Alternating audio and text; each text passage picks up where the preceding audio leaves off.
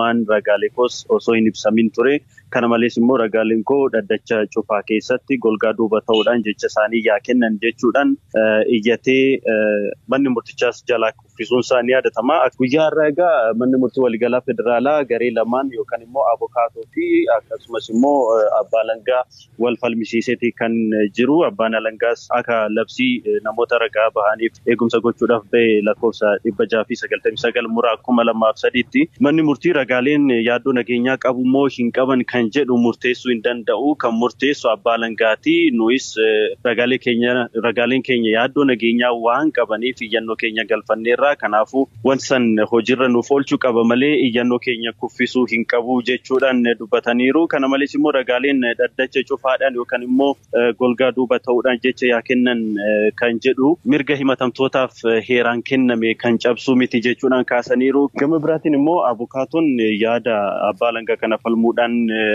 mormaniiti kan isaan jiranii. Akka isaan jedhanitti abbaan alangaa falmii mana murtii jalaatti dhiyeessee miti kan asitti dhiyeessaa jiru jechuudhaan mormaniiru. Kana malees immoo abukaatonni ragaaleen golgaa duuba ta'uudhaan jecha isaanii yaa kennan jechuun mirga himatamtootaaf seeraan yookaan immoo heeraan kenname kan cabsudha jechuudhaan mormaniiru. Dhaddachi mormii bitaa fi mirgaa erga dhaggeeffatee booddee murteen dabarse jira moo beellamatu qabame? Kabiraa immoo himatamtootni jechuunis obbo Jawaar Mohammadii fi kanneen biroo mana murtiitti hin dhiyaanne akkamiin hordofaa turan? Iyyanni galaana manni murtichaa falmii abukaatoowwanii fi akkasumas abbaa alangaa wal falmii isaan gidduu jiru erga dhaggeeffatee booda dhimmicha irratti murtee kennuudhaaf caamsaa 4/2013tti beellama qabatee gama biraatiin guyyaa har'aa himatamtoonni obbo Jawaar Mohammad fa'aanii fi kunneen biroon hin dhiyaanne.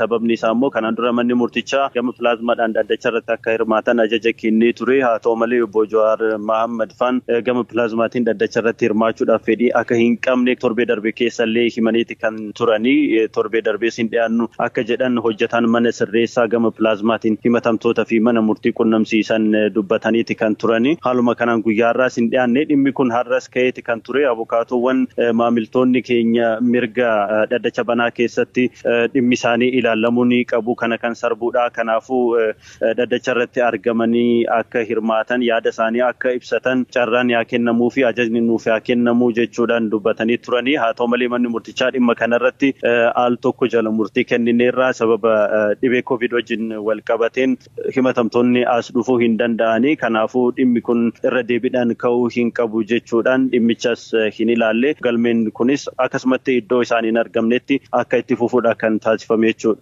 Hayyee Habtaamuu Xibabuu gabaasanaan